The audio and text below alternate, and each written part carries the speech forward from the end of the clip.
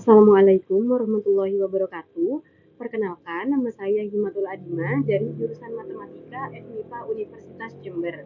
Di sini saya akan merepresentasikan jurnal saya dengan judul Analisis Tegangan Termal Kaca Jendela Dua Dimensi dengan sumber panas horizontal menggunakan metode elemen hingga.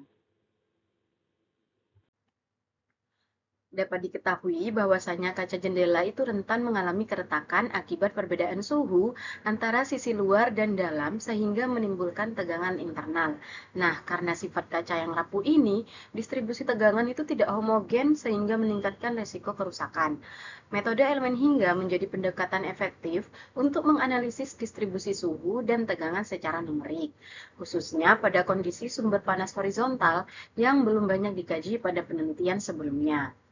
Penelitian ini mensimulasikan perpindahan panas dan tegangan termal pada kaca jendela dua dimensi menggunakan MATLAB untuk mengidentifikasi potensi keretakan.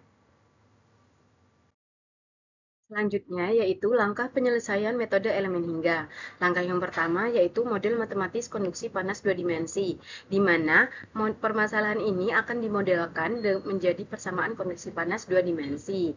Kemudian dilengkapi dengan syarat awal dan syarat batas konveksi yang menggunakan syarat batas Rubin. Kemudian langkah yang kedua yaitu formulasi variasional atau waveform.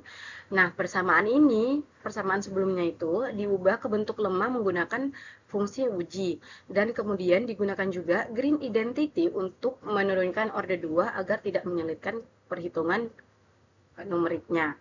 Kemudian langkah ketiga yaitu diskritisasi domain. Nah, diskritisasi domain ini adalah langkah untuk membagi domain kaca menjadi elemen-elemen segitiga kecil, di mana elemen segitiganya itu akan dirapatkan pada area dengan suhu atau tegangan tinggi untuk mendapatkan akurasi yang lebih baik. Kemudian langkah yang keempat adalah pemilihan fungsi basis. Pemilihan fungsi basis ini menggunakan elemen segitiga dengan 3 node, kemudian fungsi interpolasi linier. Langkah yang keempat yaitu perakitan matriks sistem, di mana perakitan matriks sistem ini menggunakan integral sebagai bentuk lemah untuk menghitung per elemen dan hasil tersebut dirakit menjadi matriks global berubah matriks massa, kekuatan termal, dan vektor beban. Langkah yang terakhir yaitu diskritisasi waktu, di mana turunan waktu ini akan didiskritisasi menggunakan skema Euler implisit, yaitu berupa backward Euler. Metode ini dipilih karena stabil untuk masalah difusi konduksi panas.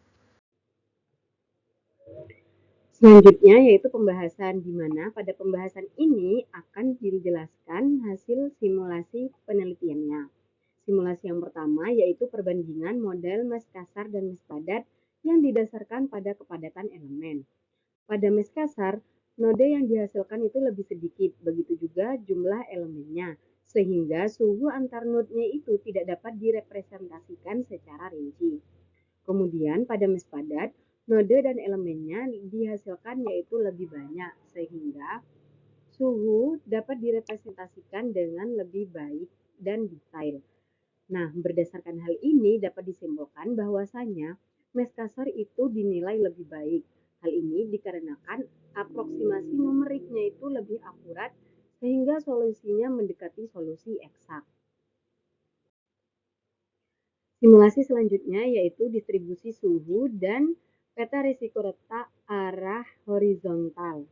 Berdasarkan arah horizontal, dapat dilihat untuk distribusi suhunya itu berpusat di bagian bawah domain, yang ketika ditarik garis lurus sejajar sumbu Y di titik 17,5, maka memperoleh profil distribusi suhu seperti pada gambar sebelah kanan yang atas. Nah, dapat dilihat pada profil tersebut bahwasanya ketika Y sama dengan 0, suhu itu masih berada di 45 derajat Celcius. Dan suhu itu mencapai titik puncaknya ketika di Y sama dengan 22, sekitar 22, dan menurun kembali di titik Y sama dengan 45, ya, yang merupakan batas kanan domain kaca jendela. Nah, berdasarkan distribusi suhu ini akan memperoleh peta risiko retaknya. Dapat dilihat bahwasanya peta risiko retak itu berpusat di sisi kanan bawah domain dan sisi kanan bawah domain serta bagian bawah domain yang ketika ditarik garis lurus sepanjang sumbu Y di 17,5 memperoleh distribusi profil potensi letaknya seperti pada gambar kanan bawah. Nah, itu di titik Y sama dengan 0, profil distribusi suhunya, profil potensi letaknya itu lebih dari 1. Kemudian untuk di titik Y itu sekitar 0,9 sekian. Kemudian di titik 40 itu sama, dan di titik 45 itu juga lebih dari 1.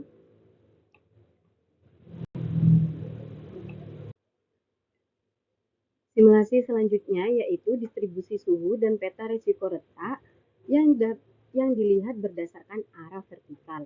Dapat dilihat pada distribusi suhunya juga berpusat pada bagian bawah domain, yang ketika ditarik garis lurus sepanjang titik X di 22,5 memperoleh distribusi suhu seperti pada gambar sebelah kanan atas, di mana pada titik 0, X sama dengan 0, itu suhu berada di sekitar 45 derajat Celcius.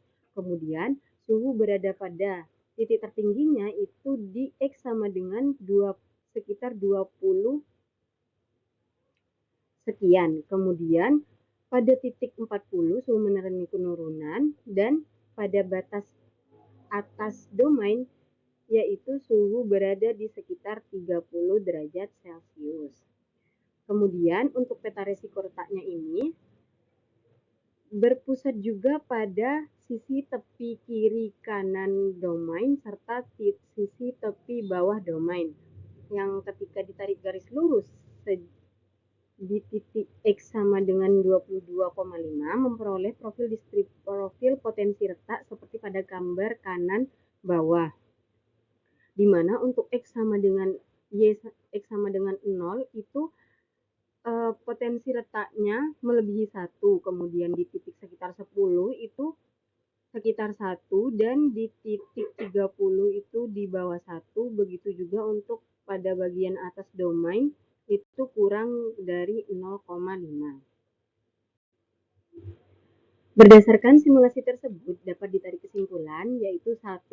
Perbedaan suhu akibat sumber panas horizontal itu menghasilkan penyebaran tegangan yang tidak homogen, di mana arah sumber panasnya itu mempengaruhi pola distribusi tegangan termal.